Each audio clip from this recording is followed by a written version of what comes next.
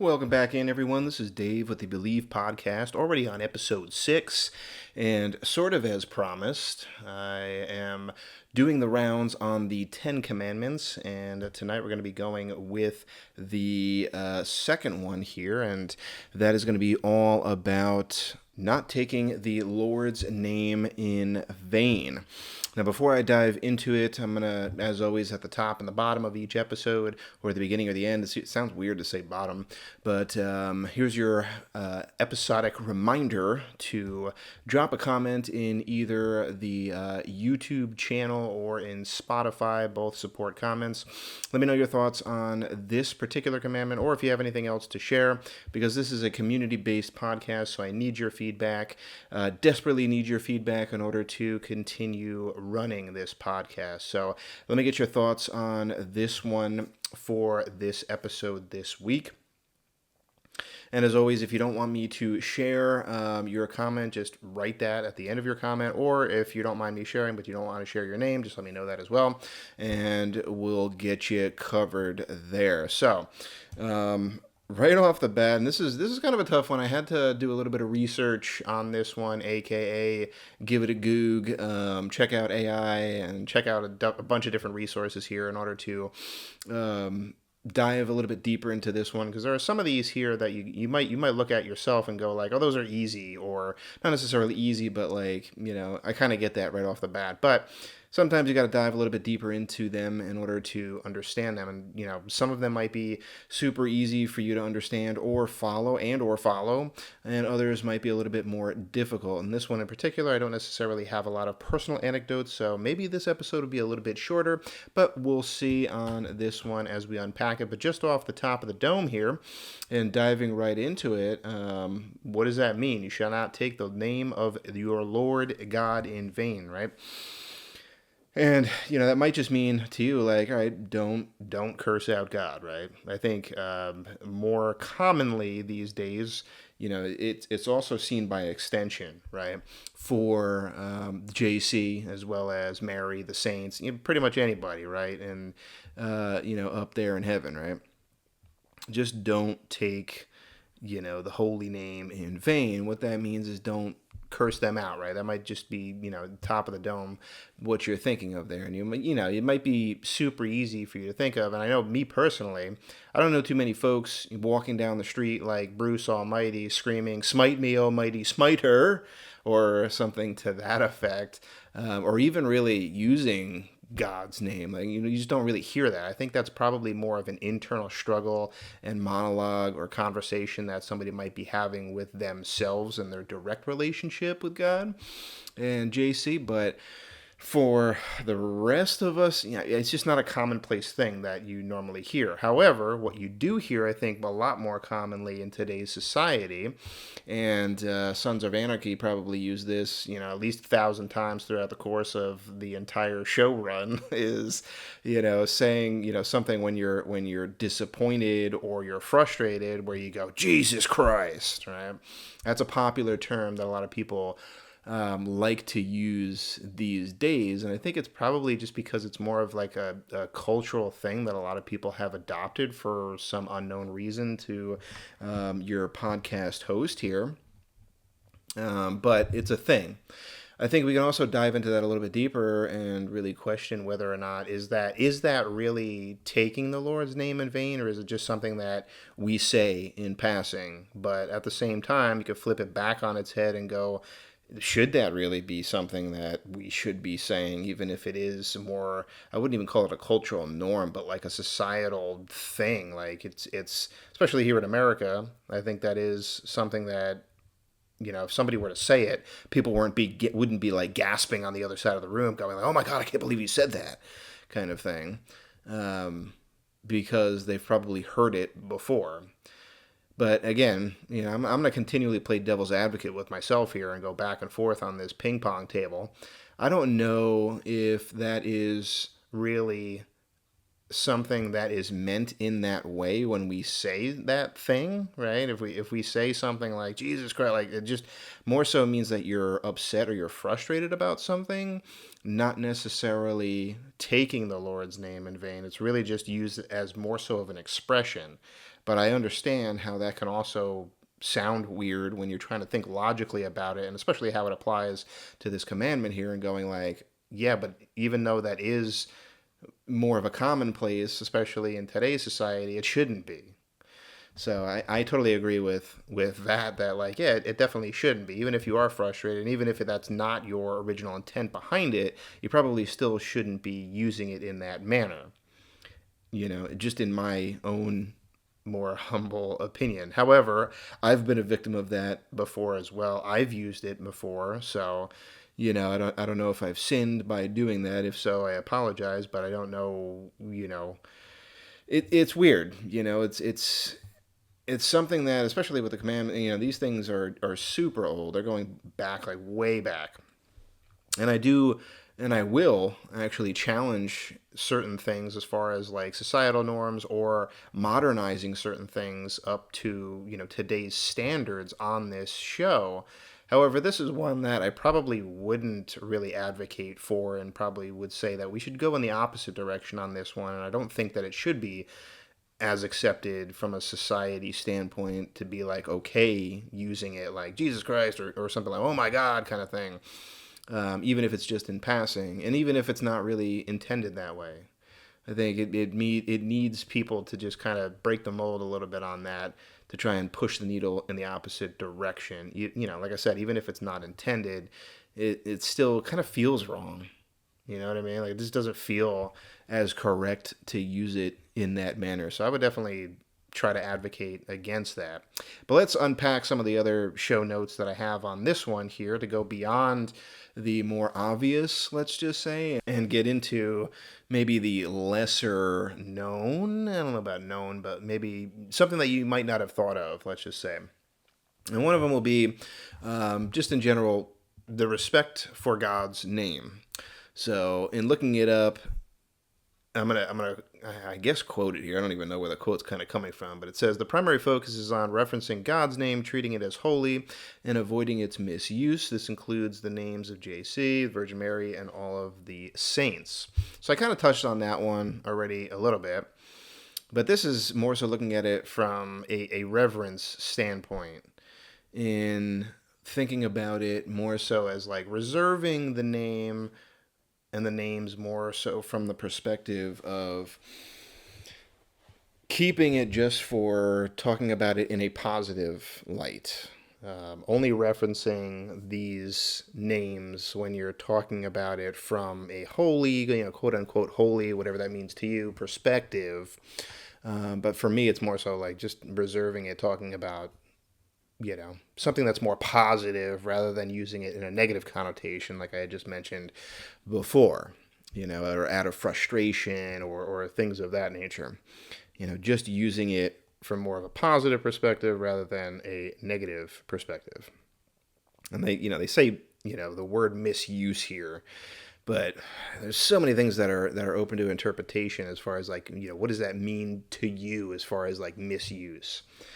So let's just dive into the second point here, which actually has three different things to unpack. But the next one is going to be about prohibition of abuse. And prohibition is not just talking about alcohol here. We're just talking about like excluding abuse. So getting further into the idea of not using it from a negative connotation. That's pretty cool too. I actually didn't think about this when thinking about the show. And this idea of like positive versus negative connotation. So I think that's kind of like the easiest way to look at it here. But this one says the commandment forbids all improper uses of God's name, including blasphemy, false oaths / perjury, and cursing and profanity. So I'll unpack each one of these here. We'll start with blasphemy. And this one is saying uttering words of hatred, reproach, or defiance against God or sacred things. So this gets into more so of the actual feeling behind the negative connotation, that inner monologue that I had mentioned before, of placing blame, of having more of a hatred of unpacking all of your problems and saying like it's Jesus' fault, it's God's fault, like you guys messed my life up, or you messed up this one event in my life, you're the reason for it, you could have done, you could have snapped your fingers like Thanos and done whatever you wanted to, and you could have cleaned it up in 2 seconds, and it's all your fault, kind of thing, kind of placing blame in that way is kind of how I see this one. Again, all this is really just my own opinion on things because it's my podcast, but that's how I see that one. Just passing blame more so.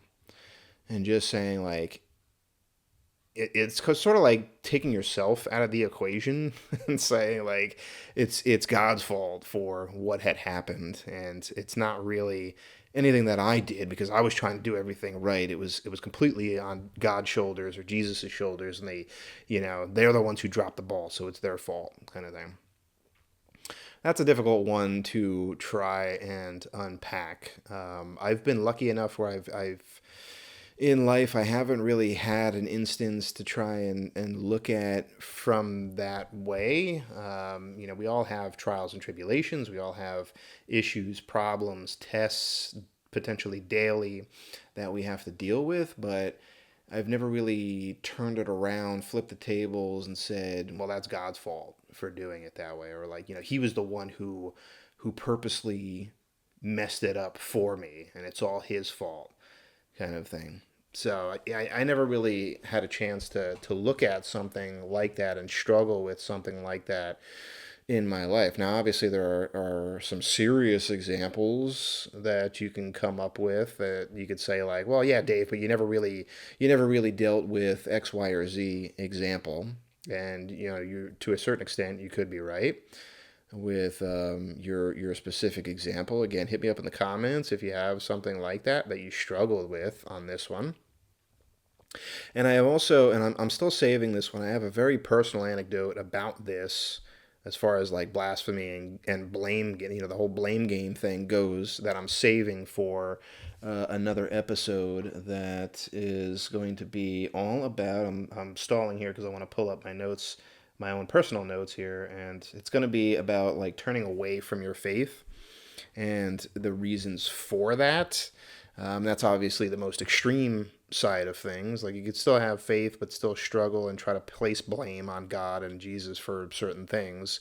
But, again, still stick with your faith. That one that I'm going to be talking about is a more extreme example of people just, going over the deep end with this part of blasphemy and the blame game, and then just dumping a religion or whatever, or their faith completely.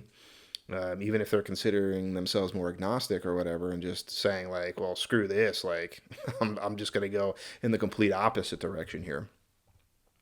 But that's what blasphemy means to me. Let's get into the second one here, which is false oaths, perjury. And this one's saying invoking God's truthfulness as a pledge for a lie or breaking promises made in God's name. This one was kind of interesting when I was reading this one because I kind of had to reread this a couple of times to see what it meant for me. And to me, I kind of saw this one. It was kind of confusing to me at first because I was like, do people actually do this? But I guess they do.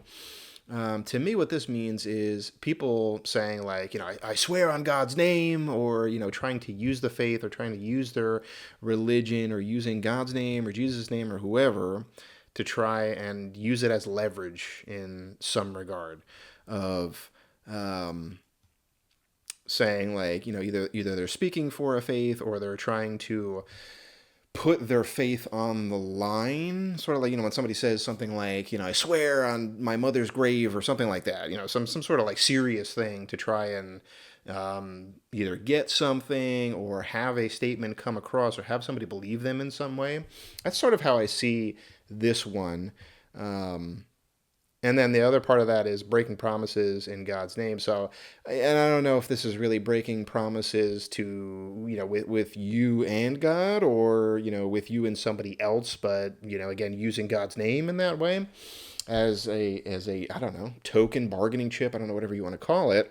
But either way, as far as like that breaking a promise is You could have the promise with God. You could be sitting here saying like, "Oh God, like if you just do this one thing for me, then I promise, then I'll be good, or I'll promise that I'll change, or I'll do this one thing for you," kind of thing. It's like an exchange. Is sort of how I see that second part of this, right? As a false oath, and obviously, from the onset here, and you guys listening are probably thinking the same thing of like, you should never do that, right? But I think people kind of do that a lot.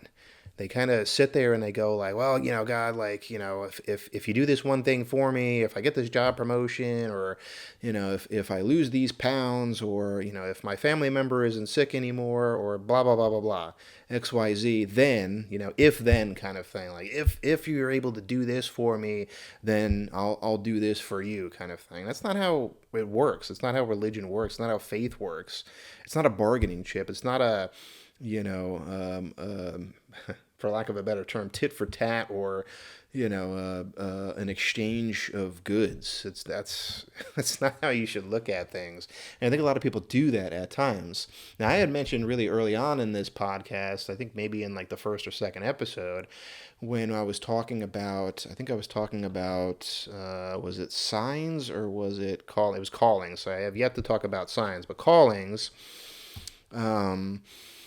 So they kind of went hand in hand, where I had mentioned like, hey God, if you show me a sign, because I felt like I was having a calling to do this podcast. I was like, hey God, if you show me a sign, then I'll definitely dive all in and do this podcast kind of thing. And I guess you can sort of look at it this way, but you really shouldn't be looking at your faith as an exchange of goods, of like, I need something from God, or Jesus, or whatever, a sign, or a resolution to some problem that you're having in order to do something else, right? So using it against God, or using it as some sort of goofy bargaining chip doesn't really make sense. Your faith, doing good works, doing good deeds, being humble, kind, having peace and love in your heart, and going out and trying to do good by yourself and everybody else around you should be enough motivation to continue fighting the good fight on your own. Not looking towards God saying like, all right, you got to show me a sign, or you got to, do this for me in order for me to continue to believe in you, or in order for me to do X, Y, and Z for you, you got to do this for me kind of thing. Like, that's not how it works. God's not some sort of like, Italian mobster group where, you scratch my back, I scratch yours kind of thing. That's not how it works. So try to get that out of your head right away. And people struggle with that. They really do. They really feel like, hey, if I'm going to be continuing to be the best version of myself, I want to have some sort of, I don't know. It's not really payback, but I want to feel like I'm getting something in return.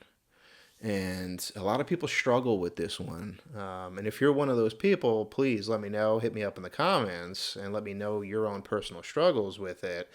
But I do feel like I've heard this from other people before, including my own family, in their struggles with this. So I can definitely try to sympathize with folks on this one, to try and put myself in their shoes, but I personally have not felt that myself, and I've always had the mindset of that, that's not how it works. You shouldn't really expect anything in return. You should just put good out into the universe, because that's who you should aim to be, not because you're expecting to get something back in return. All right, last portion of this is cursing and profanity. So this one's saying calling down evil upon a person or thing, or speaking lightly of holy things. So that description I think is horrible, but you kind of get the idea. This sort of goes along with blasphemy, but I think this is probably a little bit more extreme. So, and this is kind of weird too, because I saw another article kind of trying to dissect this one a little bit further, which I thought was a little bit goofy. But this one is going a little bit more extreme, right? So this one's talking about like using curse words and using profanity. Now, In that article that I read, it was like a strong advocate for, and this I think it was written by a reverend or a priest, and this person was saying, you shouldn't be using curse words at all in life. Like you should never use a curse word. Oh man, like to use them is in itself blasphemy, and it's a crime kind of thing against your faith and humanity kind of thing. This is where I'm going to push back a little bit as far as modernizing the times and trying to get with the times a little bit here.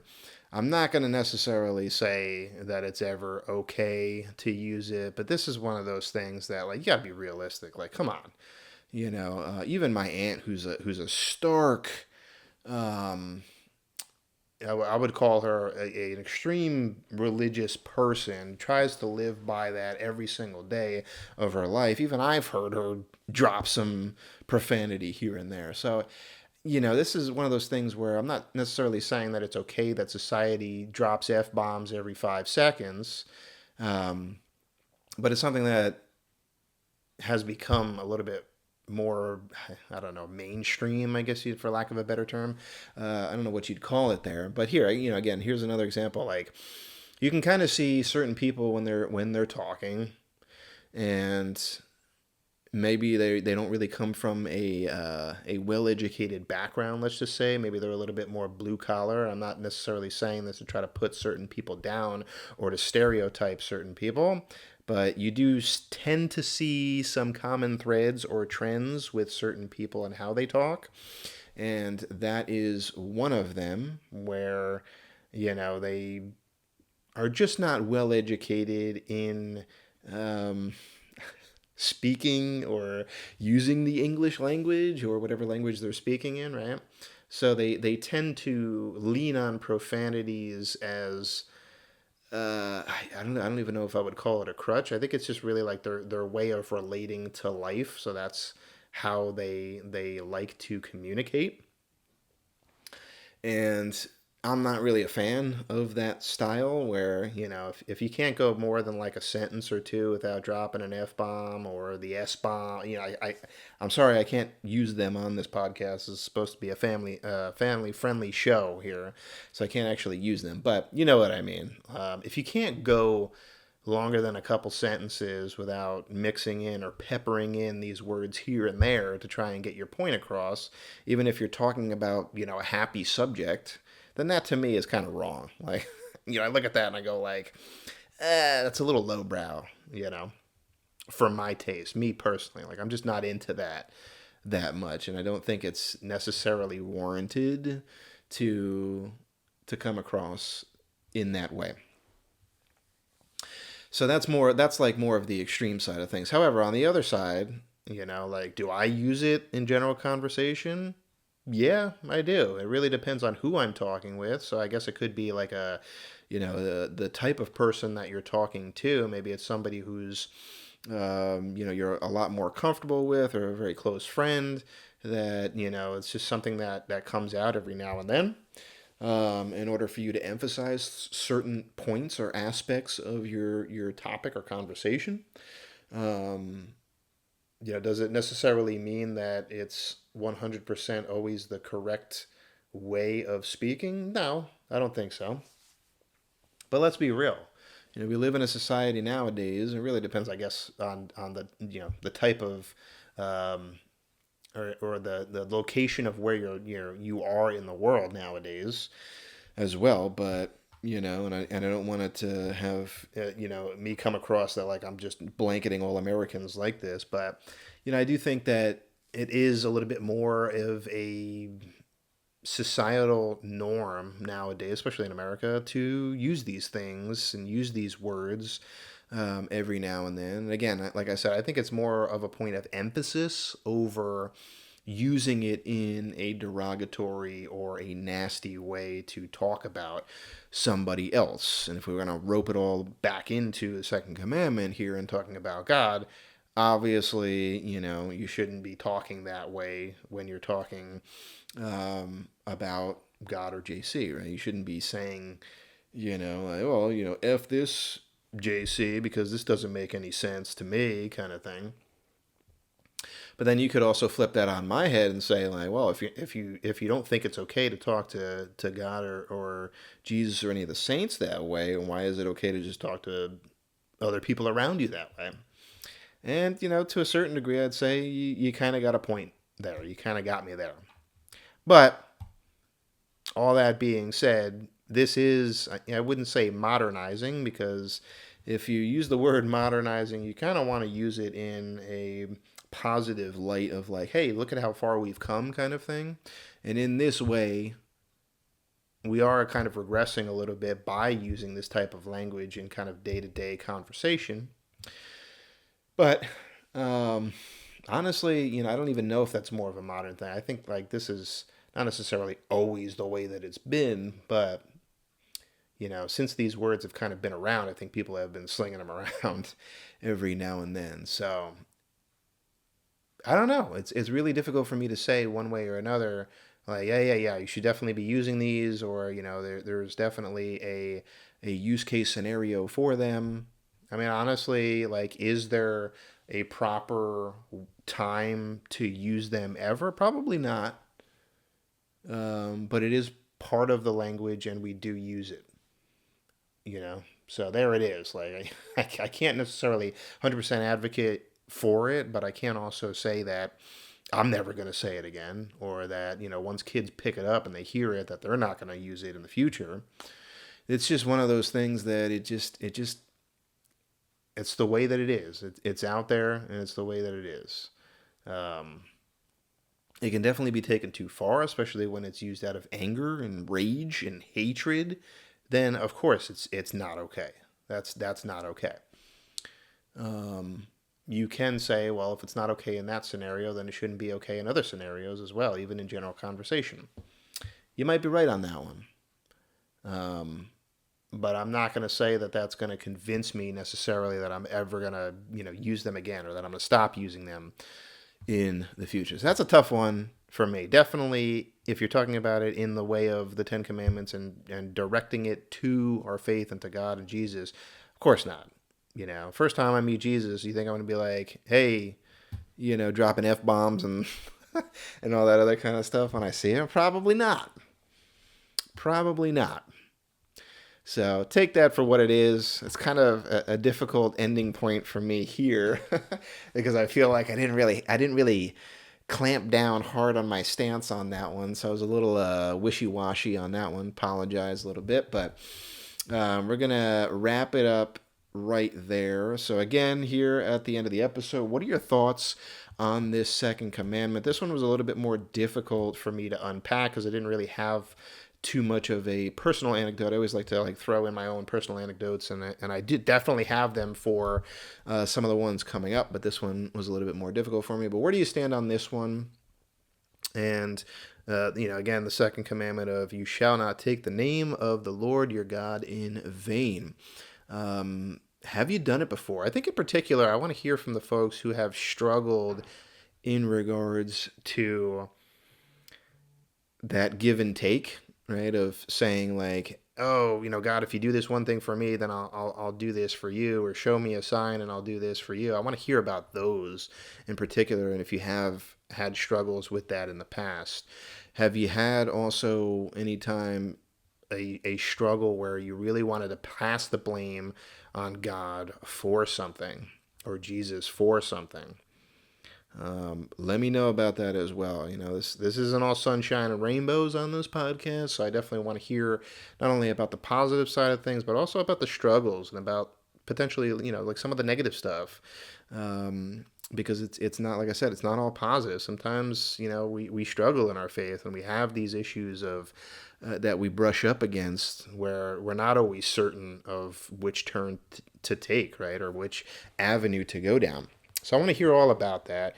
If you've had any issues with this second commandment, I am going to record another podcast right after this for, I don't know, the following week or two, whenever it's going to drop.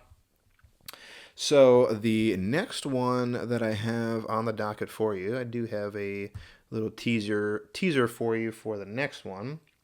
And I'm going to be talking about how to be a role model for other people in your lives, as far as like, how to be more of like a faith or a religious role model for somebody else. I think that's a cool topic that I can unpack, and I have a couple of anecdotes that I can throw in there as well. Again, I'm not Dr. Phil here, so I'm not going to be able to provide you with some sort of like PhD psychiatrist advice of like, here's the 5-step program on how to do it, because that's never really the way that it goes with our faith and our and our religion here, right? But stay tuned for that one. Thanks for listening to this episode this week. Again, light up those comments on YouTube and Spotify, and I'll talk to you on the next one.